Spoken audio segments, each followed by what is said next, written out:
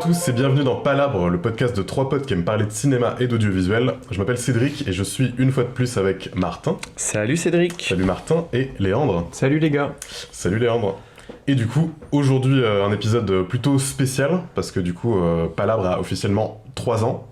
On fête les 3 ans de Palabre, donc bon anniversaire. Non mais ouais, déjà en vrai je pense qu'on peut être fier, je pense qu'on peut se féliciter. En vrai c'est cool d'avoir tenu le projet aussi longtemps et de continuer. Très dur de vous supporter pendant 3 ans. Non, moi c'est tout l'inverse. Et du coup c'était surtout une occasion aussi pour remercier tous ceux qui nous écoutent depuis le début et ceux qui nous écoutent encore. Merci à vous d'être là. C'est aussi grâce à vous qu'on continue de faire ça. Ça nous motive. Et merci à ceux qui participent à la cagnotte qui est toujours en place. Oui. On vous encourage à aller mettre 1 euro, 5 euros, 10 euros pour nous aider à... 1000. Ou plus. Plus. 2000. Non, mais merci à tous les copains et aux autres aussi qu'on ne connaît pas forcément personnellement mais qui nous suivent et tout. C'est très agréable. Tous les invités Merci beaucoup. Ouais. Et du coup, pour cet épisode, on s'est dit qu'on allait faire un petit question-réponse, c'est-à-dire une petite FAQ, comme on dit. On avait demandé sur les réseaux du coup de poser des questions, on a récupéré un peu vos questions. Et j'ai un peu synthétisé et réécrit tout ça, et du coup on a préparé quelques questions auxquelles on va répondre, et du coup c'est un peu plus l'occasion de parler un peu des coulisses en fait du projet quoi. La première question du coup c'était, c'est quoi votre épisode préféré de Palabre? Moi le tout premier je trouve qu'il a une saveur particulière, parce que c'est l'exercice de Palabre pour nous que d'apprendre à parler au micro, que de discuter et tout ça. Et le réécouter, ça m'arrive de temps en temps de remettre au milieu d'épisodes juste pour voir comment on causait entre nous. Comment on est timide. Déjà, techniquement, c'était un petit bourbier de micro et tout ça, et ça s'entend énormément. Et le mixage, on fait pas la différence entre Martin et moi dans notre voix. Et ça, on nous l'a déjà dit plusieurs fois. Beaucoup dit, ouais. Et ouais, le premier épisode, en vrai, je trouve que c'est un peu le mieux parce qu'il marque le début d'une belle aventure. C'est aussi le dernier que t'as écouté, du coup. C'est le dernier que j'ai écouté. Eh ben moi, à l'inverse, j'ai pas réécouté le premier depuis... Je sais même pas si je l'ai déjà réécouté. Mais ça me donne un peu envie de le faire, c'est vrai, parce que... Peut-être que ça reviendra tout à l'heure dans d'autres questions, mais un des exercices et une des plus-values de Palabre parmi d'autres, mais à mes yeux, c'est que je pense que ça nous fait aussi quand même pas mal progresser en termes d'expression orale, du fait d'apprendre à parler, à s'adresser à des gens qui nous écoutent. Et du coup, je suis curieux de voir comment on était au début. Parce que au début c'était un putain de stress avant l'enregistrement du premier, pas serein. On a revécu ce stress là pour le premier épisode filmé, mais le premier épisode enregistré juste seulement audio était compliqué. Alors qu'il n'y avait pas de pression. Alors qu'il n'y avait pas de pression, mais c'est quand c'est nouveau, c'est forcément un peu stressant. Moi comme ça, je pense forcément, j'en ai pas un particulièrement. Moi les épisodes que je préfère c'est ceux où on a des invités, d'autant plus que parmi les invités il y a eu des amis d'enfance à moi, des amis très chers à moi, donc ça c'est trop cool de se retrouver, de discuter avec ses copains d'autres choses que ce dont on parle dans la vie et de l'axer sur une discussion très précise. En plus pour eux aussi, pour la plupart, c'était la première fois qu'ils se faisaient enregistrer en train de parler de leur métier, de leur passion.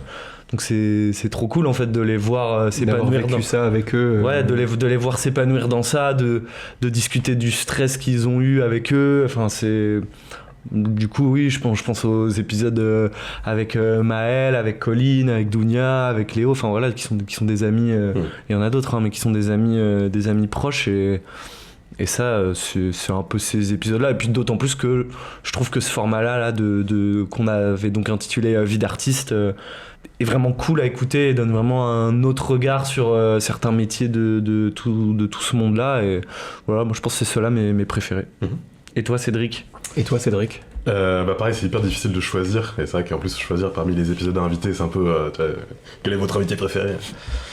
Mais non, moi je sais que c'est un peu comme toi, celui que j'adore, c'est celui avec Maël, surtout principalement. Parce que déjà j'aimais beaucoup le sujet qui était un peu parmi les sujets un peu les plus niches qu'on a pu faire sur la culture hip-hop et le cinéma de cité. Mais surtout, Maël, c'est un très très bon copain avec qui on est très très à l'aise, et j'ai eu un peu le feeling que dans un autre monde dans lequel il vivrait dans la même ville que nous, ce serait un projet qu'on aurait peut-être fait avec lui. Et Oui, il aurait pu vraiment. il aurait dit non, mais on lui aurait proposé.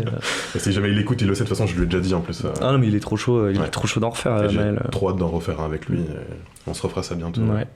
À l'occasion d'un certain projet qui normalement devrait voir le jour. Un jour peut-être. Deuxième question, est-ce que vous préférez les épisodes audio ou les épisodes vidéo ? Je pense connaître la réponse à cette question, mais... Alors tu penses que c'est quoi la réponse ? Est-ce que tu nous connais bien, Cédric ? À mon avis, vous êtes plus sollicité par rapport à vos talents et vos compétences techniques de votre métier dans les épisodes vidéo. Puis il y a du décor, il y a de la lumière, il y a du filmage, tout ça. Moi, pour répondre à ta question, je le divise en deux, dans le sens où le avant-épisode, bien sûr que je préfère les épisodes filmés. Il y a tout un travail, toute une élaboration du plateau, où est-ce qu'on va le tourner, comment on va le faire, quelles contraintes, quels bénéfices, etc. Par contre, je suis beaucoup plus à l'aise avec les épisodes audio, forcément. L'épisode filmé est encore un exercice trop rare, en fait, pour être full à l'aise.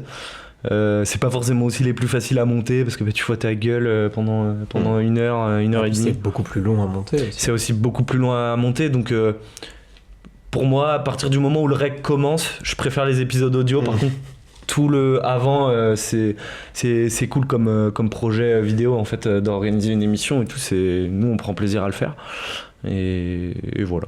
Et toi, Léon ? Moi, les épisodes tout, j'aime tout. C'est vrai que c'est beaucoup plus facile de faire les épisodes audio pour des raisons que le dispositif il est hyper simple. On sait qu'on en a pour 3 heures, on passera un bon moment, on va boire une bière après et tout, et ça c'est toujours trop bien. Puis maintenant c'est la routine, quoi. Enfin, on se pose plus de questions. Ah oui, putain, c'est vrai, cet après on fait ça et trop bien. Par contre, l'épisode filmique, il est plus intéressant et enrichissant, je trouve, personnellement, parce que il nous fait faire des trucs qu'on fait pas forcément au quotidien. De ce type-là de config, de filmer des mecs qui parlent autour d'une table en mode émission et tout, et du coup c'est trop cool à créer, je rejoins Martin là-dessus. C'est trop cool à créer. Après, on a quand même, et c'est aussi pour ça qu'on a lancé la cagnotte, ça a été trop bien de le faire au début avec nos propres moyens, avec tout ça, mais même si on a beaucoup de moyens techniques de par Uppercut ou nos trucs perso, on arrive à sortir des épisodes, mais mine de rien, si on veut le faire évoluer, c'est quasi impossible. On est déjà en train de toucher un plafond de verre en termes de production, parce que ça coûte quand même tout coûte cher. Tout coûte cher, il y a des frais, il y a de la loc, il faut vraiment... si on a à chaque fois des invités, en plus, il faut 6 caméras, on en a pas 6, quoi. Et du coup, c'est des frais, donc j'y ai pris énormément de plaisir au début pour avoir été demandeur de ce truc-là.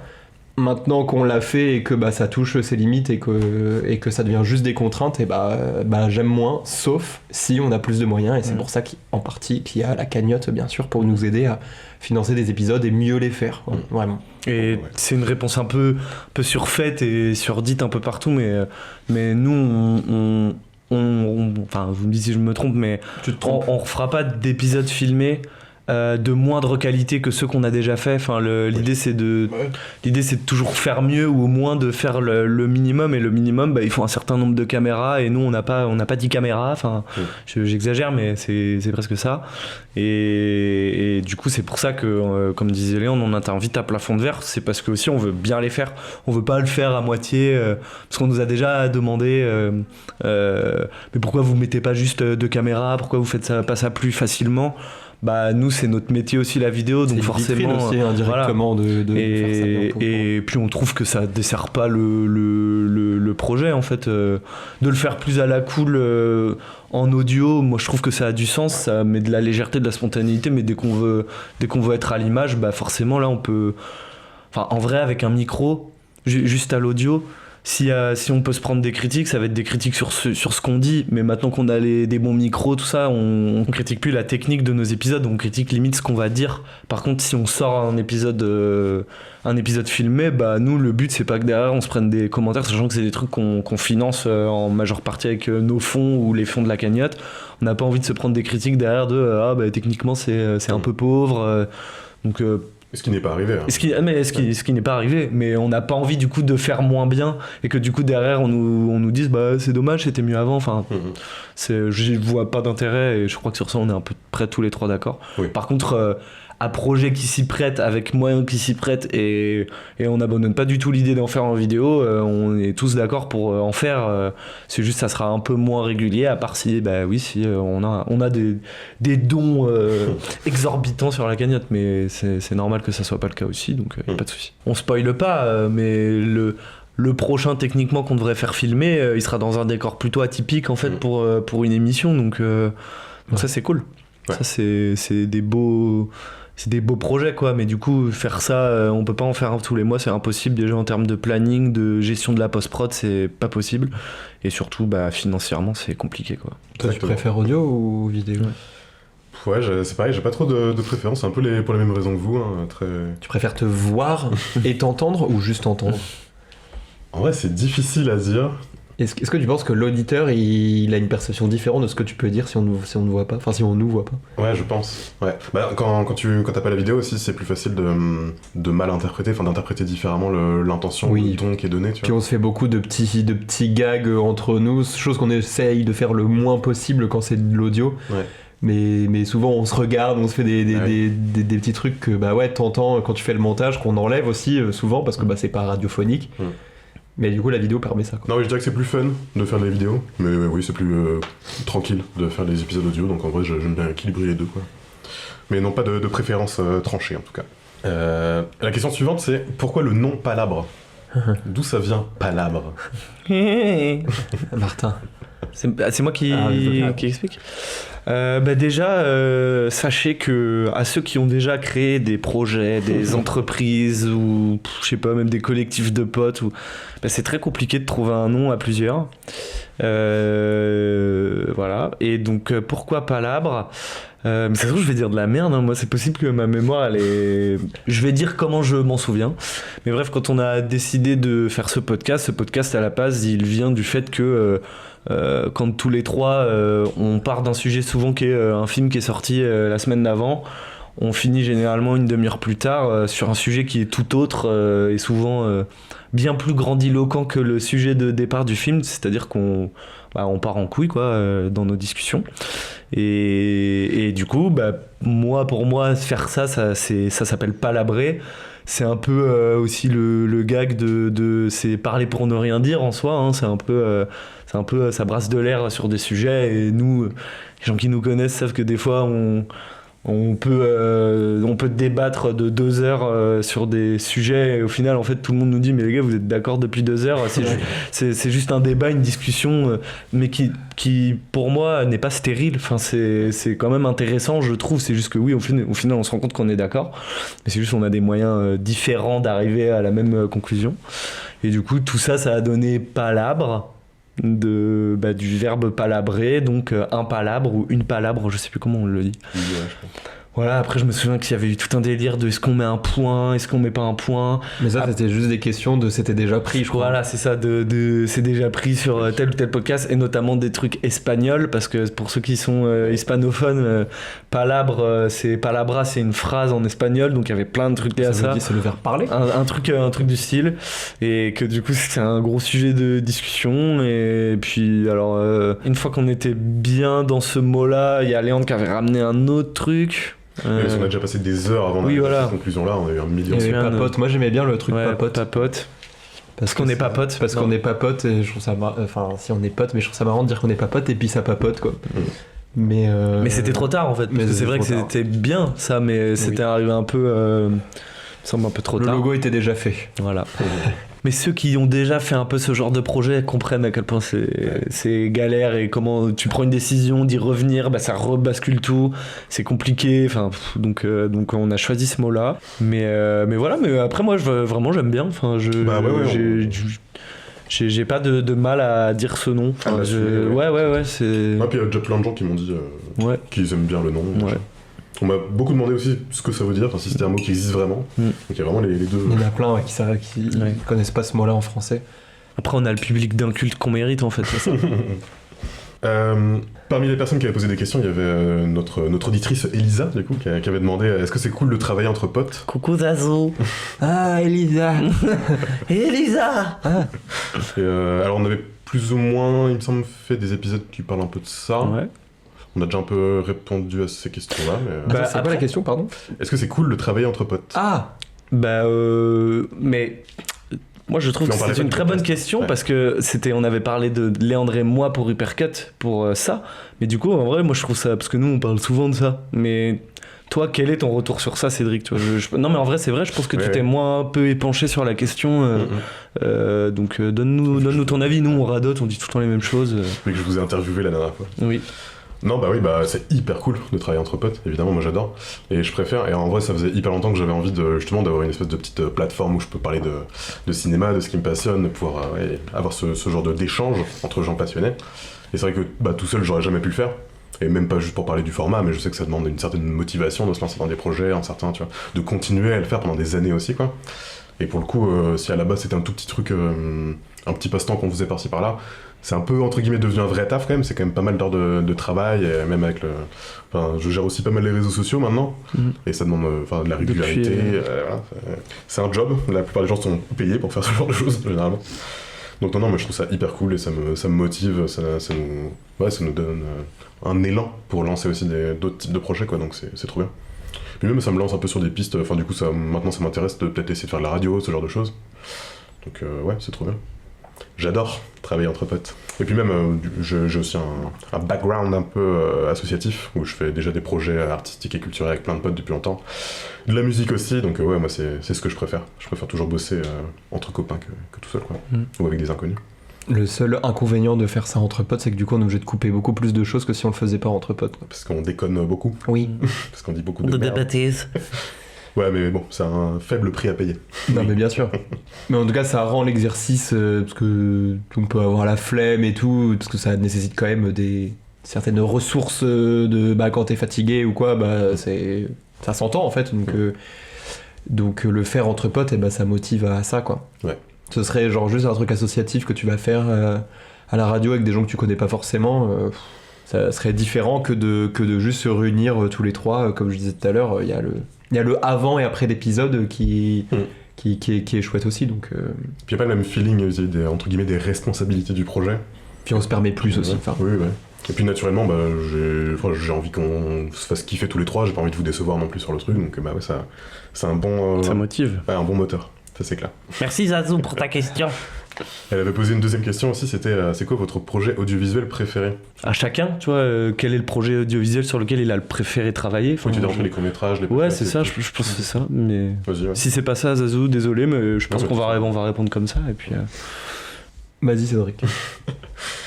En vrai, moi je réfléchis, mais c'est vrai que du coup on en a beaucoup parlé, mais on a fait plein de courts-métrages ensemble, plein de types de projets différents, même de la musique avec Léandre et tout. C'est difficile de choisir évidemment entre un projet vidéo, un projet musique, etc.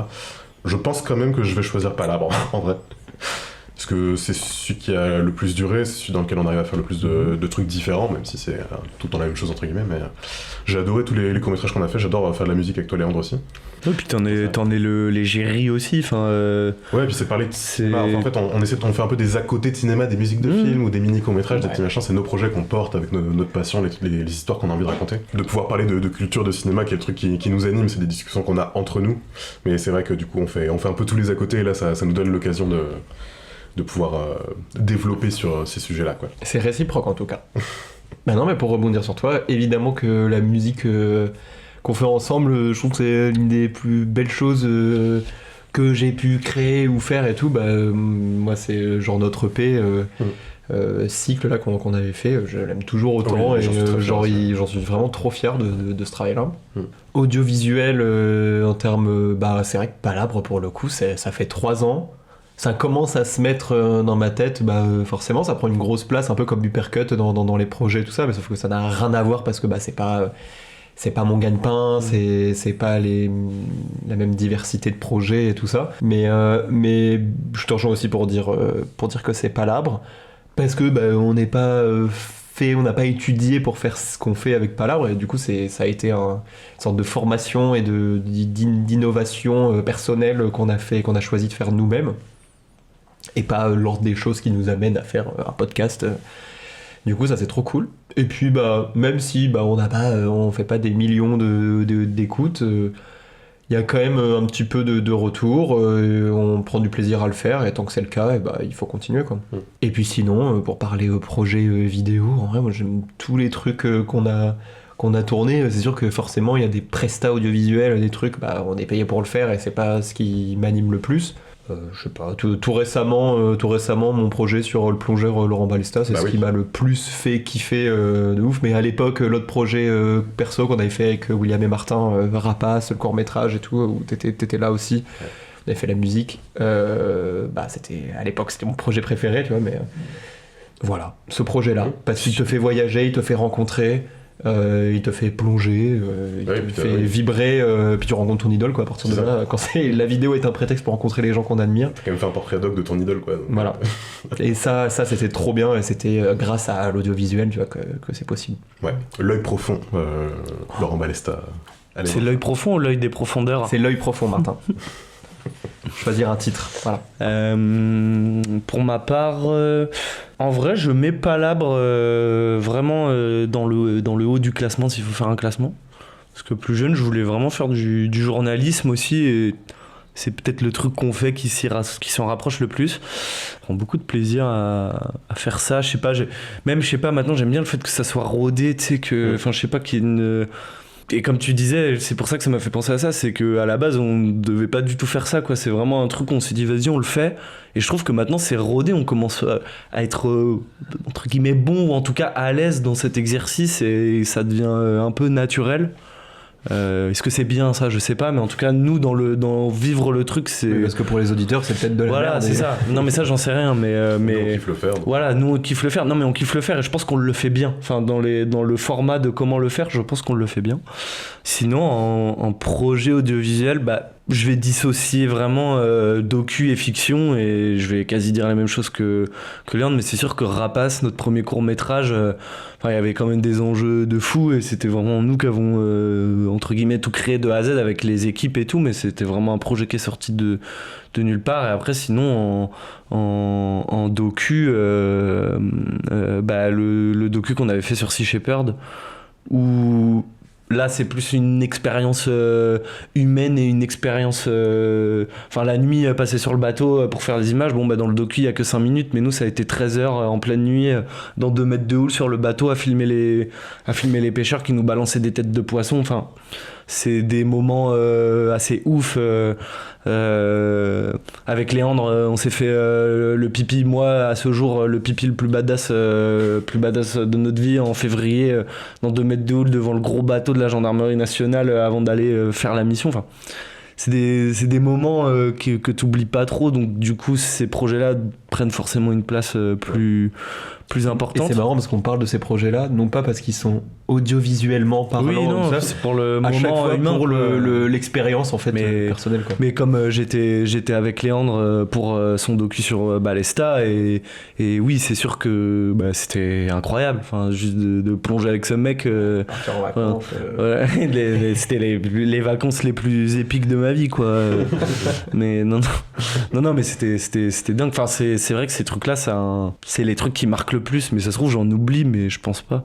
Et après c'est ce que je disais tout à l'heure, bien sûr qu'il y a Hypercut qui englobe tout ça, et donc là c'est le projet le plus important de ma vie à l'heure actuelle, c'est sûr, il y a aucun doute, c'est Hypercut, mais Palabre vraiment et à côté, quoi. Enfin ça en fait partie aussi, et moi j'ai trop envie vraiment qu'on continue et qu'on développe, de rencontrer des gens, enfin voilà, qu'on rencontre aussi vraiment des pros, des gens de la même manière que là nous on commence un peu à rencontrer des gens de ouf avec notre taf.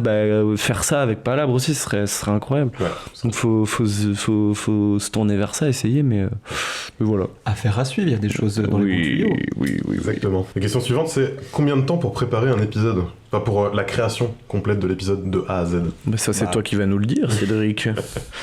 Du coup sur les épisodes longs généralement, donc comme on est en train de le faire là maintenant, j'ai tendance, du coup moi je les prépare principalement moi dans mon coin. Après il y a un peu de prépa avec Martin aussi selon les épisodes, selon les invités aussi. Et Combien de temps ça me prend? Pas tant, en vrai. Entre une demi-heure et 1 heure pour la prépa écrite des questions. Beaucoup plus au début. Enfin, c'est pour ça que ça rejoint ce que je disais avant, en fait, où on commence à faire les choses bien. Oui, quoi, c'est vrai, et du coup, mais vas-y, continue. Pardon. Non, mais oui, c'est vrai, t'as raison. C'est vrai que maintenant qu'on est rodé, je peux aller assez vite. Je sais un peu où je veux aller, comment je structure les épisodes. C'est plus la création des petits jeux, en fait, qui va prendre le plus de temps parce qu'il faut trouver les questions, les réponses, les machins et les idées. Mais après, oui, généralement, quand j'ai déjà mon sujet en tête, je sais dans quels axes je veux aller. Et sur les épisodes invités, de toute façon, il y a des questions de toute façon qui vont revenir un peu souvent parce qu'on veut voir les parcours, les expériences des personnes. Et après, de toute façon, je me renseigne sur le métier, je vois les thématiques qu'il y a autour, et puis les questions viennent un peu d'elles-mêmes. Donc en vrai, c'est pas tant la prépa qui est très longue. Mais parce qu'en plus, ce qu'on essaie de faire avec les invités, c'est plus une discussion qu'une interview. Donc, c'est vraiment des axes que je lance. En soi, oui, c'est pas des épisodes que tu prépares le plus en soi. Enfin, en tout cas, moi j'ai un peu plus le regard aussi dessus. Et c'est vrai que ces épisodes-là, pour le coup d'ailleurs, on les fait plus à deux, ceux-là.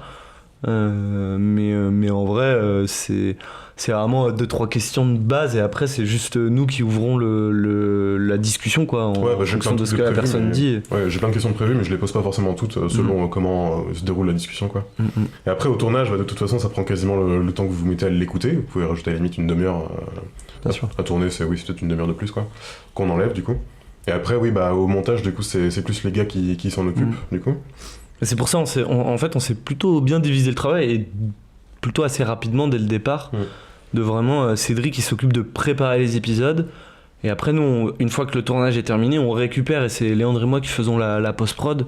On l'intègre dans nos cycles de taf. C'est pour ça que c'est beaucoup plus compliqué de faire les épisodes vidéo parce que comme le disait Léandre juste avant, un épisode sonore c'est au moins le double du temps de la durée de l'épisode, mais les épisodes vidéo c'est le quadruple voire le quintuple.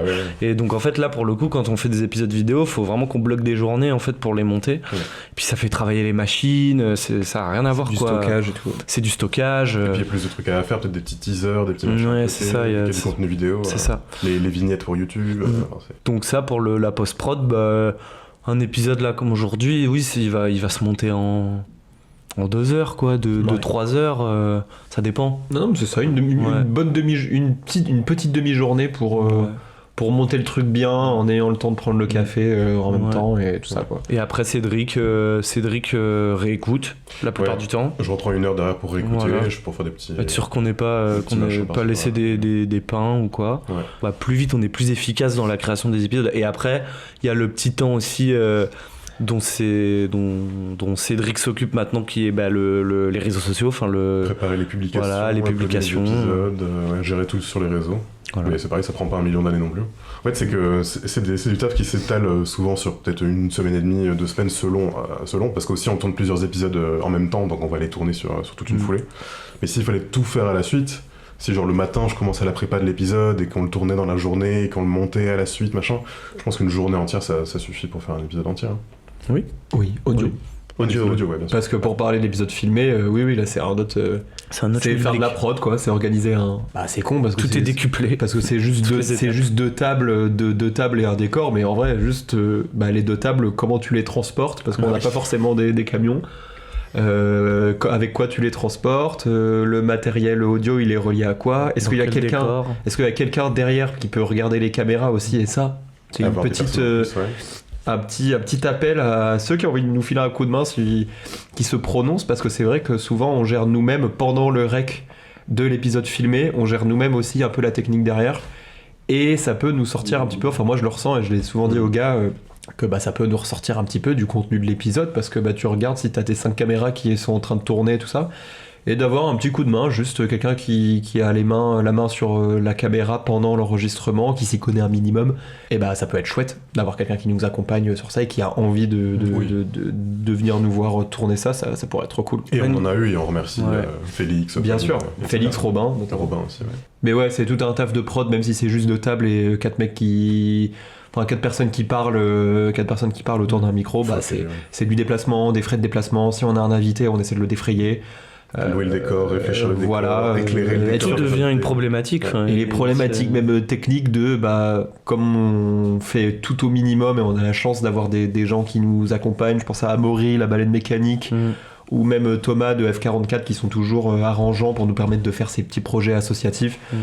Bah ça fait aussi que derrière du coup on a du matériel haut de gamme qui nous permet de faire des trucs cool, mais aussi nous on a des contraintes de la focale elle est pas à la bonne distance pour le plan sur les deux, et du coup on se retrouve avec un schmilblick de distance et tout ça sur les trucs qui fait que quand tu regardes un épisode filmé, c'est vrai que, en tout cas moi je trouve, il y a un truc des fois pas naturel, tu vois, dans les plans qui sont uniquement dus au fait qu'on n'utilise pas les mêmes caméras, les mêmes objectifs et tout ça. Et les mêmes décors, etc. Ouais. Mais justement, c'est plutôt que de donner des exemples abstraits, la question suivante c'était quel épisode était le plus difficile à faire. Pour moi, c'est forcément un épisode filmé, Mio. de toute façon. Ouais, c'est Mio. Avec Mio, c'était trop cool de le faire avec elle parce qu'elle était trop forte dans l'exercice. Par contre, il faisait 40 degrés dans l'endroit où on était en sueur et l'espace était petit, on voulait le tourner dans un studio et on a eu la chance d'avoir le conservatoire des Sables d'Olonne qui nous laissait tourner ça là-bas. Par contre, le lieu, il pas adapté pour faire ça. il est pas adapté pour avoir du recul, tout ça, et c'est vrai que c'était moins confortable. Celui au film du dissident qu'on avait fait avec William était beaucoup plus confortable parce qu'il y avait déjà des choses sur place et on avait un espace dédié à ça qui est fait pour. Et puis vu que c'est l'image, ça se voit qu'on est en sueur dans l'épisode de Mio. Là, avec des lumières chaudes et tout en plus. Et puis il fallait faire les 1h30 de trajet, on a eu des galères de bagnole, enfin c'était vraiment...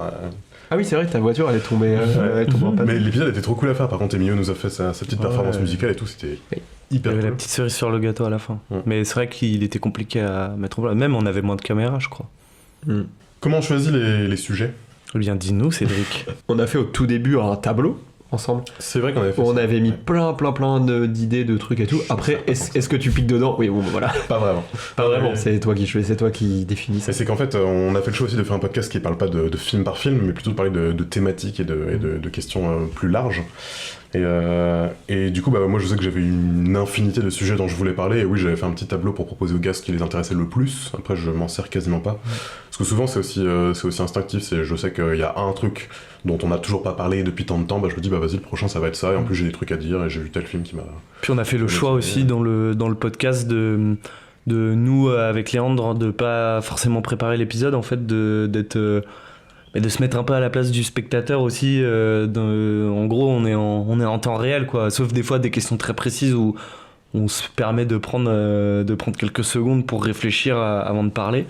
Mais sinon, on n'a pas préparé les épisodes, on sait souvent pas de quoi va parler l'épisode que nous propose Cédric et tout, parce qu'on veut garder aussi de la spontanéité et pas que ça devienne un...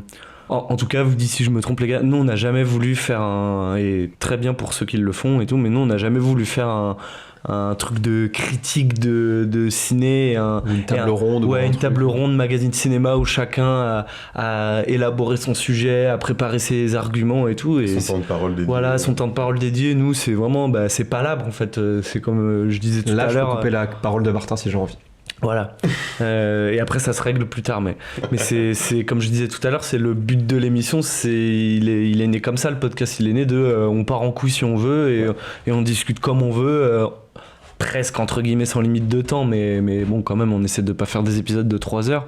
Mais l'idée, c'est qu'on s'autorise à partir en cacahuète, en fait, et qu'on n'a pas envie et ça, c'est un peu le petit truc où au début, on était moins d'accord avec toi, Cédric, pour le coup. C'était, nous, on veut pas faire de la critique de film. On se sent pas... légitime à faire de la critique de films. Ça veut pas dire qu'on donne pas notre avis sur des films, bien au contraire, on le fait, mais pas de manière quand c'est construite. positif, c'est mieux. Voilà. Mais quand c'est négatif, c'est vrai que on se prive pas de le faire, mais on élabore pas. Oui, en plus, non mais oui, mais on élabore pas, je veux dire, faut que ça vienne naturellement. Voilà, j'ai pas envie de faire un projet où je suis là pour chier sur des trucs.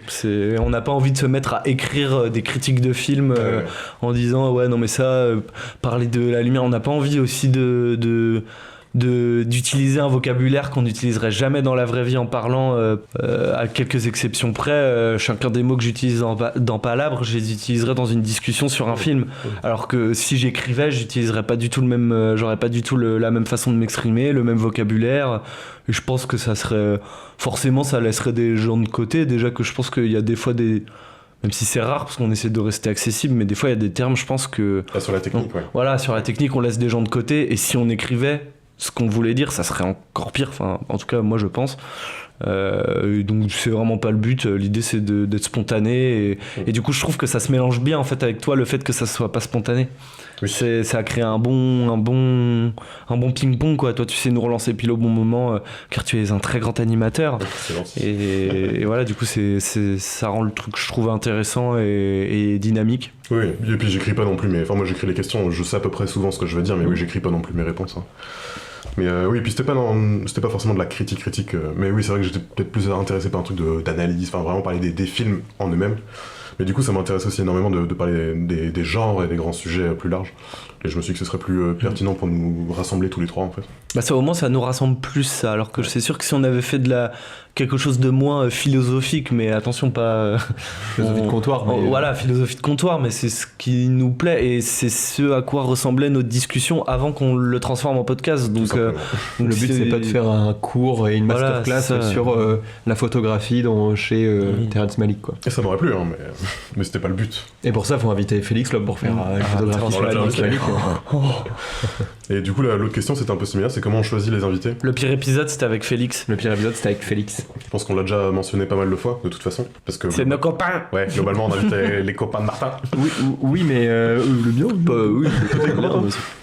Mais parce que aussi vous venez de Vendée et moi je viens vraiment d'ici. Du coup moi c'est mes copains de toujours qui sont pas forcément des rencontres dans les écoles de visuel et compagnie. C'est vrai. Là où vous c'est plus dans la vingtaine, c'est des gens avec qui vous avez bossé sur du court-métrage et compagnie. Mais oui, non, c'est des gens avec qui on a été à l'école, c'est des gens avec qui on a fait des courts-métrages. Ou qu'on a rencontré. Des potes d'enfance, mais qui sont devenus des artistes aussi. Oui, c'est ça. Ou des techniciens. Et des rencontres de professionnels. Voilà, c'est ça. Il y a des rencontres professionnelles aussi. Il y a des épisodes et plein de gens sur la liste qu'on a en tête. Où il y en a beaucoup plus maintenant, où c'est pas forcément des gens qu'on côtoie au quotidien qui sont nos proches, mais par contre, oui, qu'on a eu l'occasion de rencontrer et qu'on s'est dit que ça ferait des sujets de ouf. Et des gens qui ont peut-être plus d'expérience, qui ont des gens plus âgés que nous, tout ça en tête, ouais. Et ce sera sûrement du coup les futurs épisodes filmés, pour le coup, c'est ceux qu'on va valoriser, je pense. Et si c'est pas filmé, ce sera audio, et ce sera très bien aussi. Mais... Après, à la base de ce format, la vie d'artiste, il y avait une vraie volonté aussi et du coup je pense qu'on continuera un peu de jongler entre ça, mais il y avait aussi une vraie volonté quand même de donner la parole à des artistes qui sont pas forcément justement de grands professionnels de leur milieu, de grandes célébrités. Enfin, c'est bien sûr que c'était aussi parce qu'on avait envie d'inviter des copains et des gens avec qui on sait que ça va bien se passer, mais c'était aussi parce que professionnellement c'est bien d'entendre aussi les gens moins connus, parce que les gens connus, ils disent un peu tout le temps la même chose et du coup je trouve toujours ça intéressant d'avoir des gens qui sont encore entre le tout début et la consécration, le fait d'avoir percé entre guillemets. Moi je trouve ça toujours cool en fait d'avoir ça. Les petites galères. C'est ça, les petites galères, mais comment t'as fait pour en arriver là et en vrai quand les gens commencent à aussi, ce que j'aime bien dans ce fait-là, c'est que les gens, une fois qu'ils ont plus ou moins percé, qu'ils ont plus d'expérience aussi, il y a quand même un peu plus de langue de bois qui se met, les gens font plus attention à ce qu'ils disent, parce qu'ils ont acquis quelque chose et ils n'ont pas envie de le perdre parce qu'ils disent des bêtises avec trois... Comme Gilles Lelouch. Trois couillons, voilà. Et du coup, moi, je trouve ça bien d'avoir encore des gens qui s'en foutent. Qui sont... Par contre, là où j'ai hâte de passer à un niveau supérieur, c'est d'aller, par contre, chercher des professionnels, mais pas tant pour leur aura de célébrité entre guillemets, mais plus pour leur aura technique, d'être spécifique dans un domaine et de parler avec un peu des fous de leur domaine. Ça m'intéresse de malade. Par contre, oui, d'avoir Gilles Lelouch chez Palabre, je m'en balais. Peut-être qu'il répondra si on lui pose la question. Peut-être. Justement, c'était la question suivante, c'est qui serait l'invité de vos rêves dans Palabre? Attention. C'est une super question ça. Parce que oui, moi aussi, forcément, tu passes en revue Thomas Pesquet. tes célébrités préférées, mais est-ce que ce serait vraiment pertinent qu'ils soient dans Palabre, tu vois? Alain Chabat. Ouais, mais évidemment, moi aussi, j'ai envie de dire Alain Chabat. Mais tu veux dire accessible pour l'émission, c'est... Ouais, enfin oui, c'est ça. Non, ton invité de rêve, mais avec qui ça matcherait le mieux? Avec Alain qui? Chabat, mec. Alain Chabat, trop bien dans un podcast. Mais c'est pas pour faire une autre émission ou un random podcast que t'écoutes, c'est pour faire Palabre. Avec Palabre. Je vois ce qu'il veut dire. Genre, est-ce que Alain Chabat, il serait bien pour faire un épisode de Palabre? Bah oui, parce qu'il est bien pour faire des podcasts. Il fait tous les podcasts en France et il est trop fort. Moi aussi, je voulais choisir Alain Chabat, évidemment, parce que c'est l'évidence. Bah oui. C'est sûr que si je te parle de Thomas Pesquet, ça n'a rien à voir avec Palabre et Mais encore, un film, les films de l'espace avec Thomas Pesquet. Tom Cruise, tu vois, genre, dans ce cas-là, Tom Cruise, mais est-ce qu'il est bon dans Palab? Non, c'est juste que ce mec-là, faut parler en anglais. Ouais, mais ça, y a pas. No problem. Et puis avec Tom Cruise, hein, genre. Mais t'inquiète, c'est. L'enfer très vite. Ouais, j'aimerais bien. Après, c'est toujours les mêmes, c'est la table des. Mais Javi Gourmaud, tu vois. Des mecs comme ça, des mecs de la télé, des mecs qui ont bercé notre enfance sur un truc un peu nostalgique, qui ont l'air accessibles, qui ont l'air sympathiques à discuter autour d'une table, et pas juste des bons médias traînés, tu vois, pas des politiques ou quoi, mais juste des mecs comme ça pour parler un peu de la télé, de l'audiovisuel. Parler de C'est pas sorcier avec Jamie Gourmaud, de ouf en vrai. Non, si, c'est pertinent comme question. Et c'est ça aussi, c'est que la question suivante, elle peut aller dedans et ça peut vous aider aussi à choisir, c'est le métier dont on aimerait parler. Quand on invite les gens, c'est pour parler de leur métier en fait, souvent. Ouais. Bah, tous les trucs un peu atypiques, genre. Je sais pas, un gros influenceur pour parler des réseaux sociaux, parce qu'on a déjà des avis et tout ça. Un gros influenceur. Un acteur porno en vrai, un cascadeur, genre j'en sais rien. Cascadeur serait pas mal. Ouais. Un réalisateur, tu sais, qui est en perdition, genre qui a été très connu à une époque et un buzz, mais qui maintenant fait quelque chose qui n'a plus rien à voir. Mais moi j'aimerais bien, je crois, du coup un peu pour le truc transmission de savoir et tout, mais tu sais, genre je sais pas, un Jean-Jacques Hano, tu vois, ou un vieux un peu, tu sais, qui va être gentil, tu sais, qui va nous transmettre des anecdotes de fou, parce que moi c'est sûr que mon rêve d'invité de rêve, ça serait forcément un truc un peu de fanboy, quoi, genre où tu sais, et quelqu'un Mortensen, il parle français. Hein. Voilà, non mais et quelqu'un qui serait parce que d'avoir un truc dont je suis fan, mais quelqu'un qui serait ok avec cette idée-là, tu vois, il y a pas de souci, genre il est généreux, quoi, tu sais, Jacques Perrin, des mecs comme ça, quelqu'un qui va te raconter tout ce que tu veux savoir, qui va pas être en mode bon les gars, il faut que je me dépêche, et du coup ouais, c'est un peu un vieux sage là qui est non mais ouais, tu vois, genre parler de Stalingrad avec Jean-Jacques Hano, tu vois, c'est ça, comme ça, parce qu'en vrai, je crois qu'il n'y a pas dans les grands réalisateurs, je parle francophone, il y en a assez peu où je suis en mode waouh et tout, genre je parle de Jean-Jacques Hano, quoi. Ok. Mais c'est un bon choix. Bah quand même, il a fait des films américains de ouf et tout, enfin des films américains qui sont pas américains, mais je veux dire des blockbusters et tout. Il y en a sûrement d'autres, mais là j'ai lui en tête. Et du coup là ça m'intéresserait pour faire un peu ah mais alors Brad Pitt il était sympa pendant le tournage de cet Antibé. Enfin je serais comme ça en fait, et s'il est généreux dans ce côté-là, incroyable. Par contre, si oui, il dit oui, bah ça, ta question elle est merdique, là, trop chiant. Mais si je sais de base que ce mec-là, il est allez, asseyez-vous les garçons, il fume sur sa clope, tu vois, pendant qu'il enregistre, et puis il raconte des anecdotes et tout, incroyable, ça, je kifferais trop. Et en plus, il est grand public, mais sans trop l'être. Oui. Enfin, je suis pas sûr que tout le monde connaisse la vie de Jean-Jacques Hano et l'écoute parler, tu sais, reconnaissent qui c'est. Même le nom Jean-Jacques Hano, ça reste un auteur, tu vois, genre c'est pas un. Alors que tout le monde a vu ses. Voilà, alors que tout le monde a vu ses films, du coup, je trouve ça frère, c'est lui. Ouais, les deux types. Voilà. Le nom de la rose et tout. Mais merci, tu m'as aidé à. Le nom de la rose, c'est une connerie, tu vois. Oui, c'est ça. Enfin, c'est ouf. Et du coup, tu m'inspires parce que oui, moi je pense que je ferais un choix similaire et de peut-être prendre un mec plus jeune. Jean-Pierre Jeunet, toi, tu prends. Non, qui est plus dans le genre, mais oui, c'est vrai que c'est un choix. Mais non, plus qu'un gars à la Alexandre Aja ou ce genre de mec qui a aussi fait une carrière américaine dans le film d'horreur, des trucs vraiment spécifiques, qui a bossé avec des artistes vraiment d'un genre spécifique, mais qui a aussi fait des petits films en France avec des stars et tout. Et lui, il est généreux en interview en plus. Bah oui, lui, il est plus jeune. Ouais, il est. Enfin, j'ai déjà vu des interviews de lui, même si c'est pas forcément les types de films qui m'intéressent le plus, mais je l'ai déjà vu en interview. Et il est cool, quoi. Il donne, il se prétend pas autre chose que ce qu'il est. Et c'est un mec qui remake des séries B, de toute façon. Voilà, c'est ça. Et du coup, c'est cool. Par contre, c'est pour ça, j'irais peut-être pas vers quelqu'un dont je suis un grand fan non plus, parce que si en fait tu te retrouves avec un gros con horrible, vraiment horrible dans notre podcast et tout, je serais en mode putain. Mais c'est pour ça, une autre réponse qui m'est venue spontanément avec le Alain Chabat qui est un peu l'évidence et qui fait que je vais pas me faire que des copains, c'est évidemment Alexandre Astier. Mais je pense pas qu'on passerait un très bon moment, tu vois. Mais moi je pense que. Moi j'adore, mais non. Bah je sais pas. Mais je pense qu'il est un peu trop par rapport à nous. Je suis timide, je pense. Enfin moi j'aurais juste l'impression d'intellectuellement être. Il s'adapte ce mec-là justement. À chaque fois que je regarde des trucs avec lui, et tout, il est quand même très fun et tout ça. C'est juste il est très fin. Il joue le jeu, mais c'est ça. Il joue le jeu quand même. J'aurais la pression. C'est pas Lucchini non plus. Ça me mettrait un peu la pression en vrai. Mais voilà, ce genre de mec est intéressant. Enfin des acteurs réalisateurs. En tout cas j'ai pas le même a priori que, même si j'adore Astier et tout, mais oui, autant tu me dis Shabba, je suis sûr qu'on passera un trop bon moment et que ça serait trop cool.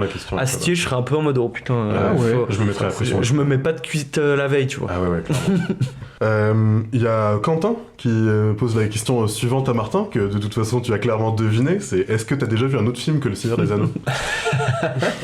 Bien joué, Quentin. Ouais, Quentin. Oui, j'ai vu d'autres films. Pour le coup, j'ai découvert avec Quentin en plus, donc. Oui, j'ai vu Les Hobbits et j'ai vu Les Silmarillion. Je tiens juste à me défendre en me disant que c'est pas le dernier à me parler que de ça aussi, hein, donc c'est facile là de m'envoyer au charbon. Oui, j'ai vu d'autres films, mais voilà, écoutez, quand on a entretenu aussi un petit peu cette. Mais y a aucun problème. Mais j'assume en fait gag vraiment autour du fait que t'as vraiment vu que ce film. Oui. Moi, je trouverais ça enrichissant pour le podcast que tu ailles voir quand même autre chose que la trilogie. Non, parce que je vais être déçu. Tu vas être déçu. Je vais être déçu de regarder autre chose. Tu auras pas de Nazgûl et de Hobbit, mec, mais voilà. Tu peux trouver des choses très très chouettes aussi. Très bien. Bien joué. Quentin. Et du coup, la dernière question, je pense que vous l'avez peut-être un peu vu venir, mais c'est l'évidence de toute façon. Comment est-ce qu'on envisage l'avenir de Palabre? On a déjà un peu commencé à répondre. Ouais, mais commence, Cédric. À chaque fois, c'est nous qui commençons. C'est vrai, c'est aussi mon interview. Voilà. De toute façon, on n'a pas prévu de s'arrêter. Ça, c'est la première chose, dans un premier temps. À part après cet épisode. Bon, c'est le dernier épisode, mais... Non, on a prévu de toute façon de continuer. Comme on l'a dit, quoi qu'il arrive, il y aura toujours des épisodes audio. Et c'est vrai qu'on l'a très peu mentionné dans l'épisode, je comptais en parler un petit peu plus. Mais on a aussi le petit format micro-palabre qui nous permet d'être là plus souvent, qui est plus spontané, où il y a zéro prépa, on arrive juste chacun avec des questions. Et on fait des petits 10 minutes, un quart d'heure sur des sujets. Ça, on va continuer à le faire. Et du coup, une fois par mois ou tous les 2 mois, il y aura toujours des épisodes longs.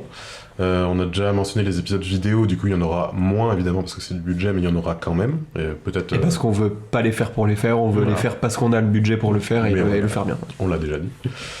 Et il y en a un très chouette dans les tuyaux. Oui, même. Et c'est vrai. Même au moins 2 en tout cas en projet. Qui vont arriver sûrement dans l'année, j'espère. Sinon, de quelle manière on fait grandir le projet? En vrai, on pense à des trucs, mais on n'a pas envie de spoiler des futurs trucs qui vont peut-être pas se faire. En tout cas, il y a des idées, on est en contact avec différents types de personnes ou de structures pour faire évoluer un peu le projet. Ceci dit, la bonne vieille formule à l'ancienne, on continuera de la faire quoi qu'il arrive.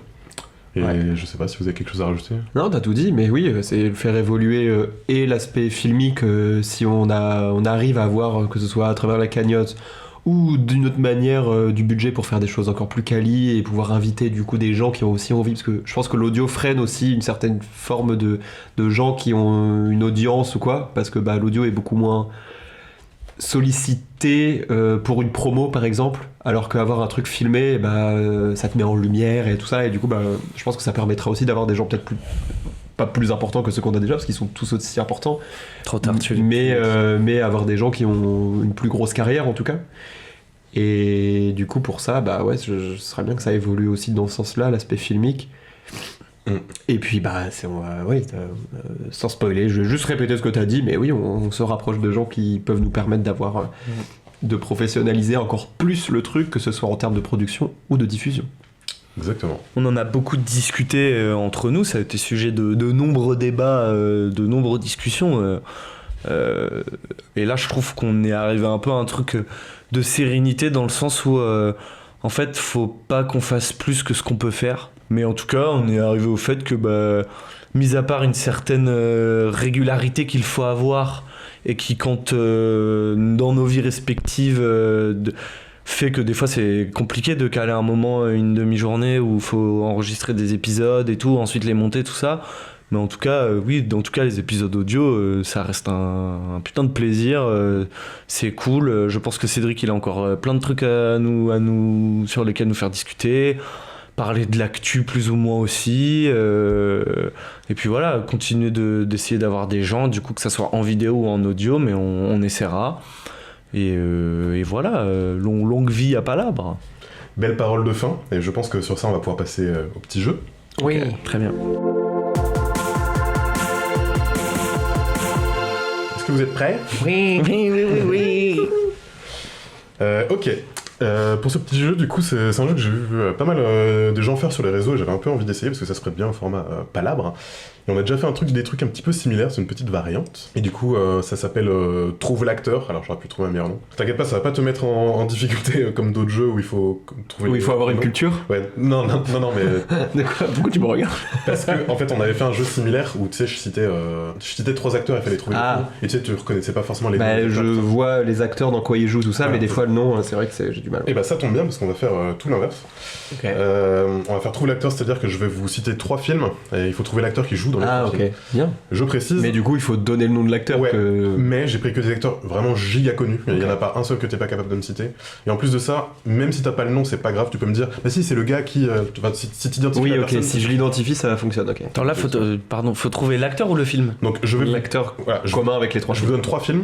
Oui. Et dans ces 3 films, joue un acteur ou une actrice qu'il va vous falloir trouver. Et je sais que ce genre de jeu, ça met souvent Martin en. C'est la seule chose Meilleure où position. c'est la seule chose où je suis bon dans ma vie, c'est les acteurs. Les Et acteurs ouais. et les actrices. Ouais, mais là, c'est du giga connu. Mais bon, en Je vais théorie, te fumer. vous avez vu tous les films. 3 ans, il y a plus de. Je vais te fumer. Ok. Bah, moi, parce que ça fait 3 ans que je vais arrêter de te laisser gagner. Ok. Est-ce que vous êtes prêts? Oui. Oui.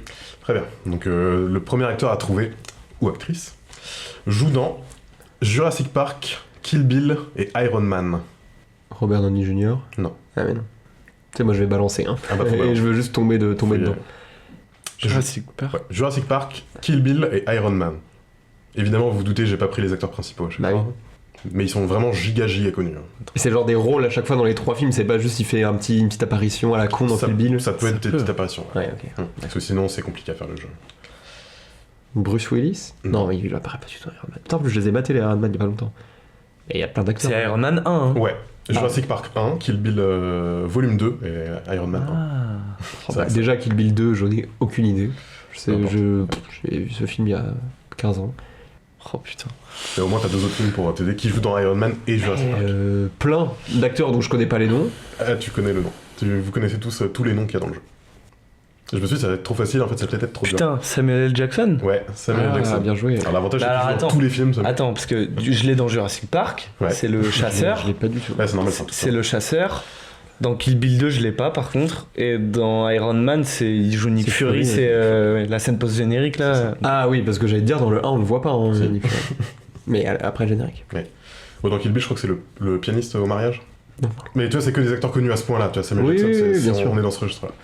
Et les films aussi sont très connus. Et Deuxième les filles. acteur ou actrice joue dans Platoon, Aviator et American Psycho. Kate Blanchett. Non. Acteur ou actrice, hein. Ça peut être l'un ou l'autre. Je vous donnerai peut-être des indices au fur et à mesure. Platoon, Aviator, American Psycho. J'ai vu les 3. Et Platoon, j'ai vu il y a pas si longtemps. Et c'est vrai qu'il y a un casting de ouf dans Ouais. Platoon. Clairement. Moi je me souviens plus qui y a dans American Psycho à part Christian Bale.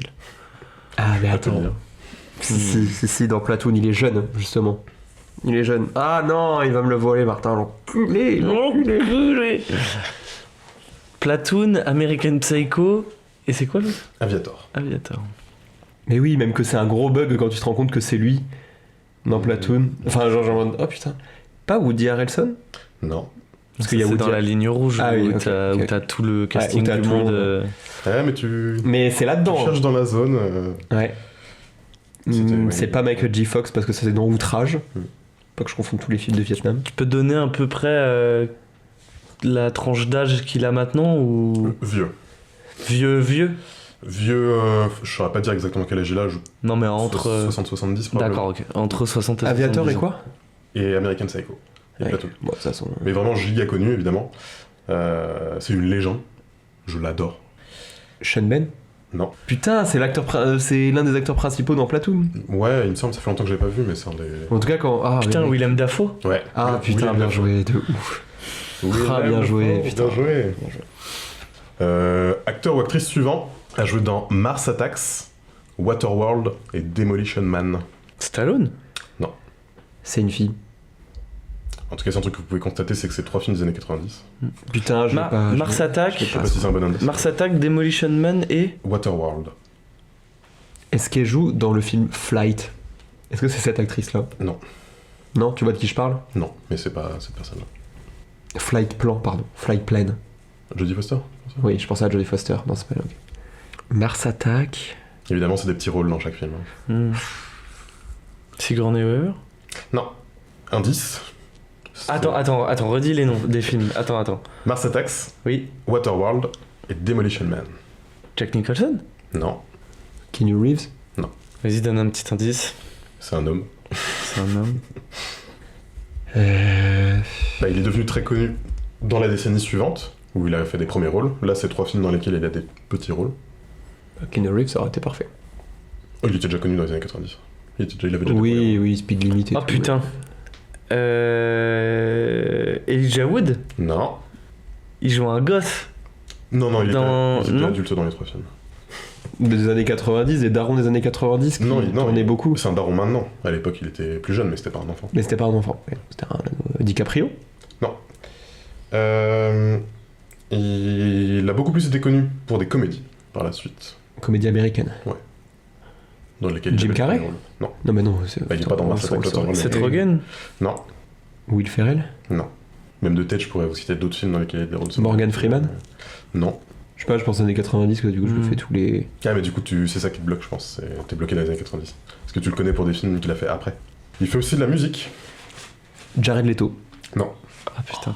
Oh, ça aurait pu. Mais c'est cette génération-là aussi. Ah, je sais. Johnny Depp. Non, mais. Oh, putain. Ah, j'ai y cru là. C'était quoi ta question? C'est cette génération-là. De Jared Leto. Bah, ils ont les mêmes âges, je pense. Ouais. Ouais, donc pas si éloigné de DiCaprio, Jared Leto, tout Bah, ça. après, quoi. un peu plus. C'est des cinquantenaires maintenant, quoi. Oui, ils avaient la vingtaine dans les années 90. Faut que je te le vole, elles étaient bien, tes propales. Ah ouais, Comme ça, par contre, comme ça, t'auras bien le seum. t'avais la bonne logique. Je peux vous donner un autre film, si vous voulez, dans lequel il a un rôle secondaire. Vas-y.